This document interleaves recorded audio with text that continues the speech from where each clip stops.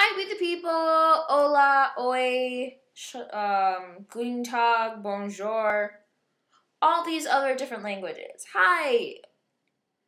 I don't know if you're wondering or not, but I'm wearing gloves because it's super cold right now and I'm freezing inside my house and I'm always cold, so it's a problem. And I probably should see a doctor about that because I'm always very cold. Yeah, it's very cold inside here. You should turn up the heat, Dad. Anyways, so the two topics I'm talking about are can Texas succeed from the Union? And then the other one, is it Union anymore? It's United States. And then the other one is about no national anthem during games. I remember. Anyways, so the first one is can Texas succeed from the Union? So I guess Texas is they are very opposed toward what the government is doing. They believe that they are being neglected. They believe that the government isn't supporting their ideals, of their rights, not protecting them, not doing what a government should do. And so they're trying to succeed from the Union. So of course they need a petition first.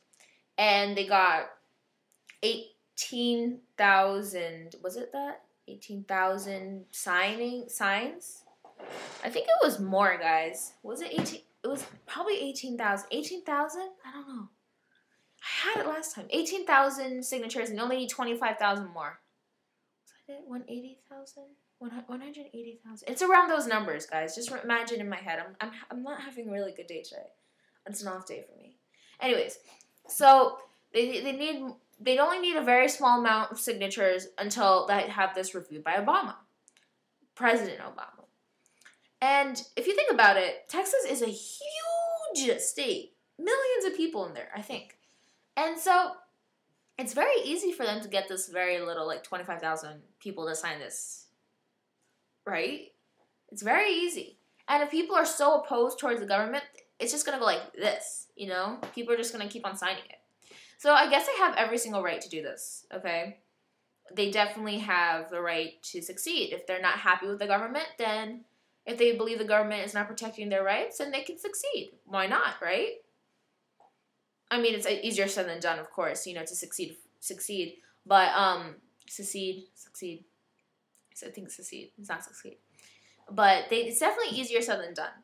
But the first step, of course, is doing a petition. And then, from there, things go on and on. So I was saying, what was I saying? Oh, and so then there's the other side towards this. I mean, of course, Texas, well, they have nothing to, nothing to worry about. They really have nothing really much to worry about because they're such a huge state. They have so many different industries within them. They have like the city, and they also have like the rural, and then they also have like, farms, agriculture. So they're able to support themselves. Honestly, I definitely think that they're able to support themselves. If they were alone, they become their own little, area, they're fine. But it's a problem. It affects us really a lot because they have such a big agricultural business that it makes up so much of what we have, our agricultural business. By them becoming their own little country, then we lose so much. We have to get new farmers. We'd have to get new farms. We'd have to have new machines. We'd have to have new seeds. We'd have to have all these little stuff for the farm stuff. I don't know farming methods, whatever. And we'd have to basically make up for what we lost from Texas.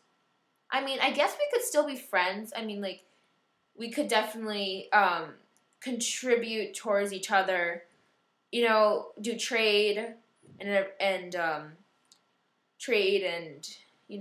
import, export, whatever you want to call that.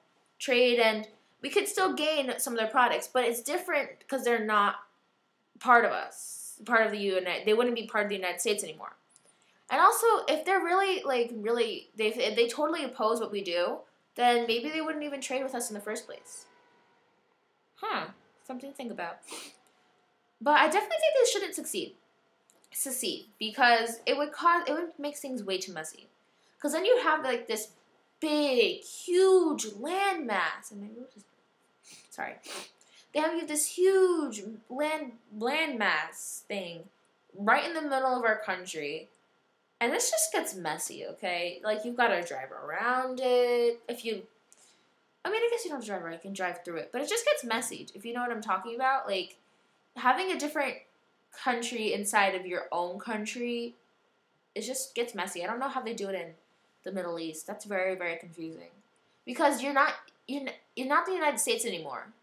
You're like United States minus one. So then it'd be 49 states and it'd be unequal. So then you'd have to admit Puerto Rico. You don't have to, but I guess you could actually, if by losing Texas, you could make it up by adding in Puerto Rico.